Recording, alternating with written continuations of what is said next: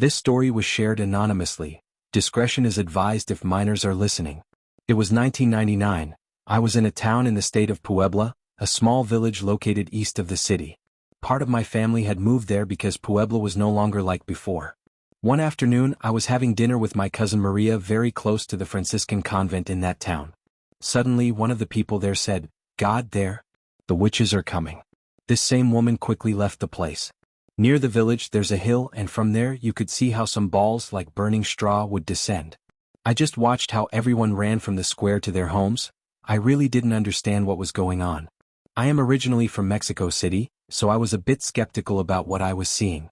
My cousin who was with me just told me, "Run, Carla, or go to Juan Carlos's house." Carlos, but also, he was my boyfriend, but I should clarify that he and I were not related. I felt strange seeing all those people running like crazy, like saying the witches are coming. The question in my mind was what was really happening, which witches they were talking about. In the end, I went to Juan Carlos's house, and once inside they said, "Carla, please pray with us." I saw that they put jaw on the door and outside, a kind of cross, like rosaries on the windows for the blessed, and scissors opened. I felt the need to go to my grandmother's house, which was a block away, but they told me not to go out, not to even think about it. It was there that I asked for an explanation of everything that was really happening. Then Juan Carlos's sister told me, "The witches, don't you know what witches are?" I honestly didn't fully understand what she was trying to tell me. "Those things come down to suck babies, and here's my little sister. They already know there's fresh meat in this place." What she told me left me with a feeling of exaggeration and fear, but I ended up believing her after a little while. Clearly I could hear some kind of fluttering and yes, creepy laughter. The baby, upon hearing this, would just start crying. I went over to Juan Carlos and prayed with him, terrified by what I was hearing. Suddenly his father, an older but strong man, took a stick, cursed, and left the house. I was overcome with sleep. I stayed in the living room with several rosaries and blessed palms that they placed on me while I slept. When I woke up, Juan Carlos was gone. In fact, there was no one in the house. I left in fear and went to my aunt's house, which was about 2 blocks away. I entered because the door was open. A cousin was leaving and looked at me with a strange look.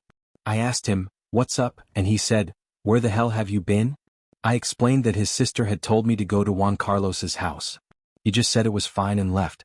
I went up to my aunt's room to explain, and suddenly when I entered her room, it was all dark. There was also a serape hanging covering the window. I entered and bumped into another cousin, and I got scared. I asked what had happened, where my aunt was, and if she had anything, like if she was rummaging through things. He pushed me, saying, "My mom fell, she's a little hurt and has bruises, but she's fine, don't worry, it's better if you don't see her right now, she doesn't want to see anyone." That hurt me a little because I loved my aunt so much. I decided to go back to Mexico City for a few days, but first I was going to tell Juan Carlos that I was leaving. He was with his mother that afternoon. Without further ado he asked, "And how is your aunt?"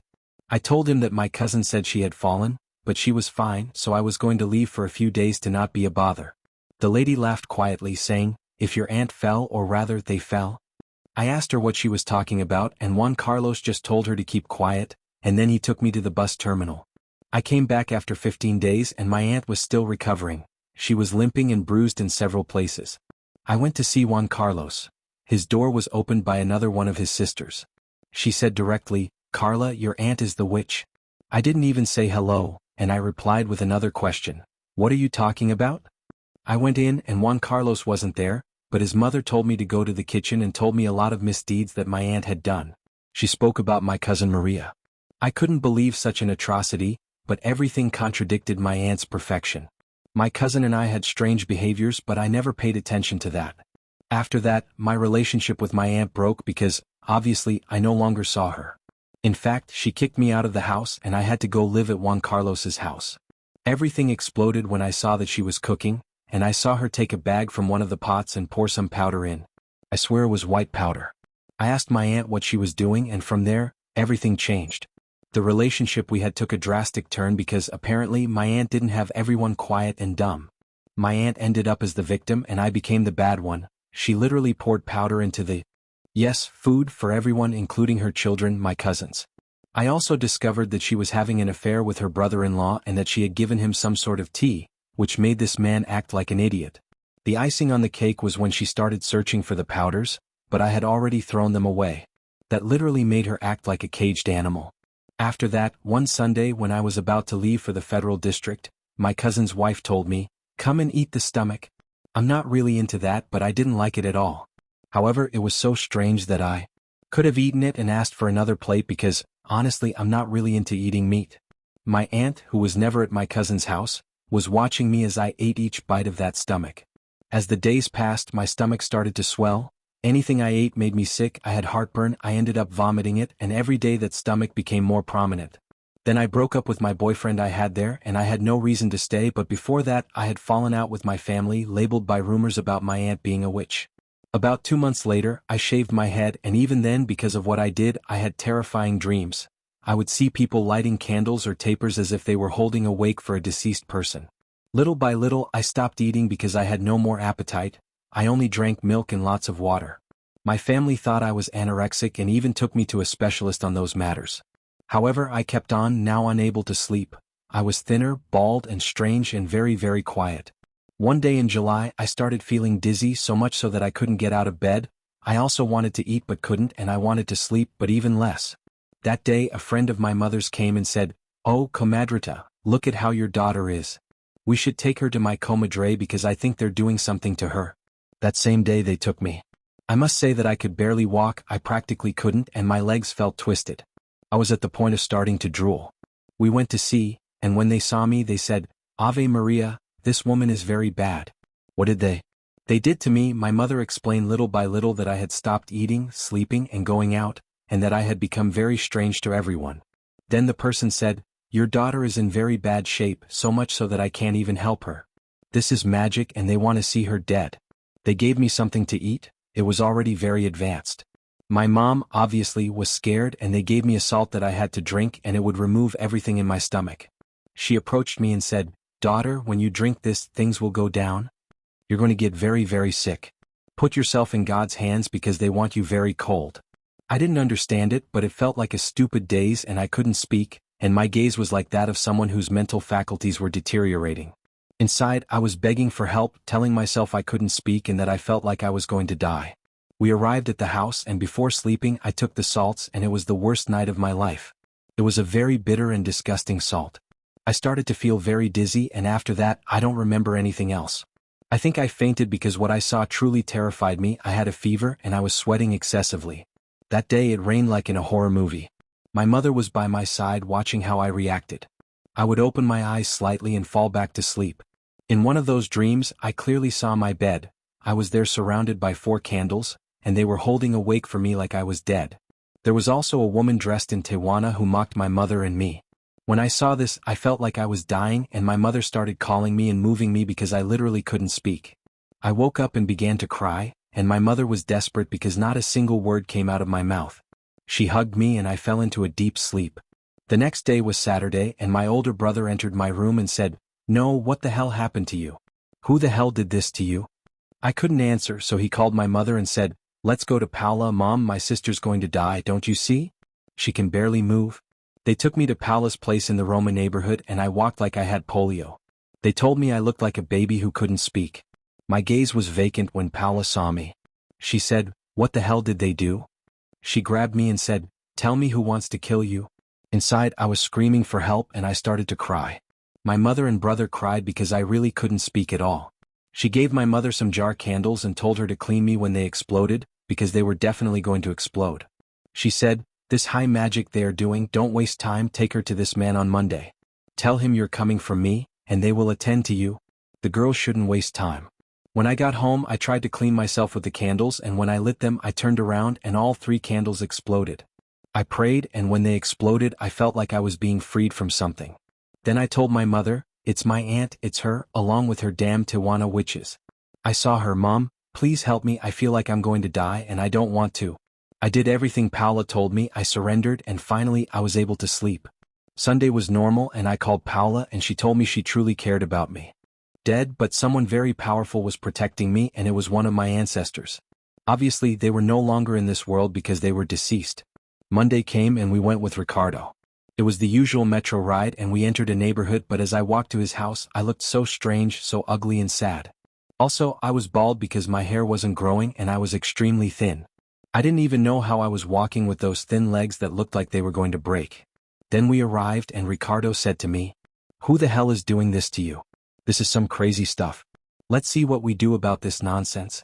I was trembling and he threw the cards and told me, "The bastard is a relative of yours. It's not two mother and daughter, they're witches but not the regular ones.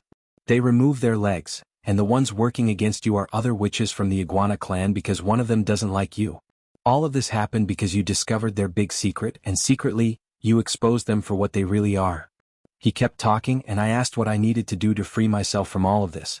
He sent me to take baths with salt and iodine, but I had to do them in a public bath. I was never to do them at home. Along with several other things, I had to go every Friday so he could cleanse me with herbs, candles and alum stones, etc. During one of those years, I think it was 5 years in total, I saw the witch. I told my aunt straight out, she was like a witch, not like a human. It literally scared me. I shouted at my mother and said, "Look, there she is, that bitch is writhing," and quickly grabbed the phone. I called Ricardo and told him what was happening and he said, "Too bad, daughter, it's going to return to her and she knows you're healing. It's going to get tough, but don't be afraid of that idiot." Suddenly she disappeared and I continued with my treatment. One day Ricardo told me, "Do you hear that? When the bundle passed by here, I did it and it looked like cardboard." He answered, "These bitches made a doll of you with your underwear. How long have you been without your period?" I told him it had been 8 months and they had diagnosed me as infertile. He just laughed and said, "No way you're going to be a mom," and said, "Don't worry, it's already marked." This was because of some chicken butcher scissors and he literally said, "I'm going to cut the underwear, tell your mom to come here." My mom came in and he gave her things to protect herself and I must say by then I was completely different. I hardly had dark circles, my hair had started growing, I ate little but I ate. I could also talk now and slept a bit better but still I felt a lot. Fear and at all times I felt observed. That day, just as you will hear, it seemed that Ricardo was cutting like corrugated cardboard. When it reached my private part, I felt burning inside. It was as if I had something inside and my legs were completely freed. I didn't feel like anything anymore, not even weird. Ricardo got angry when he finished and said, "Your mother's daughter, but you don't want them to know who you are, do you, asshole? Right now I'm going to show them your face, which..." She cleaned the man with a pebble and when she burned it, it was my cousin's face. If so, what is my cousin's face? I remember the cry then, "Now yes, daughter of the fuck, every dreadlock is the most stupid, but you peeled fabric because your grandmother takes care of it. And if you know who his grandmother is, right?" I was shaking, scared to death and I put on my pants and blouse. I felt water coming out of my vagina as if it were a brown, toxic and thick liquid. I went to bathe with the salt. It was already my last bath. I was very happy. However, it had been a very strong struggle because noises and voices could be heard in the house. They even knocked on my. The Tewanas were the ones who tried to wake me up with threats. That day, the last day in the bathroom, Ricardo gave me a liquid, told me that it was time to take out what I had been given to swallow and I drank it. It was blessed with some herbs which tasted very good. The next day I woke up almost vomiting and I felt like I wanted to throw something up, but I couldn't. I went to the bathroom, I put my fingers in my throat, I swear I took out hairballs, yarn worms. They were moving and smelling disgusting and it was a very traumatic thing, but literally whenever this is flat, my stomach on my breath was no longer fetid. A few weeks later, Ricardo told me that he was going to cut me again because they had left me sterile. "Don't worry, you're going to be the mom of a boy and a girl." He cut me off and you could hear a lighter room. I ran the scissors over my skin without hurting me. When it reached my belly, I clearly felt it cut me and I screamed, "No, it doesn't hurt." He didn't stop and kept cutting and told me, "These bitches, daughters of the devil, are crazy, we're going to finish soon." 2 days later I went to the bathroom and he gave me a terrible pain in the belly. I yelled to my mom that I felt something that was stuck in my vagina. He assumes me and for God's sake, he was hanging a scorpion from the inside. I told my mom to call Ricardo and she told him to pull the son of a what I did to him. My life, a huge clot and it started bleeding little. After 2 weeks I began to menstruate again and my womb was clean of cysts. When I finished treatment with Ricardo, I was a totally different young woman. At last I was me again. What does the year do? She was asleep and I phoned and answered. She was my cousin who was my aunt's other daughter and she told me, "Carla, please forgive my mother who is dying, may God forgive her because I only gave her back what she wanted for me." "No way, Carla, please have mercy." I just hung up the phone. I immediately dialed him. Ricardo told me, "Daughter, your mother your aunt and if she survives she will never be able to do anything to you, nothing to her or her race." The one who was the Tewana. She came to visit me already dead and I told the asshole that no way, that she was getting into it. In farts of your aunt's asshole, what I told you happened to me when I was barely 20 years old. When this happened to me for a year and a half of my life, it was the most frightening. However, despite all this damage they did to me, I really do not hold any grudge against them. May God forgive them, but may they not forget me and all this for discovering that I was a witch.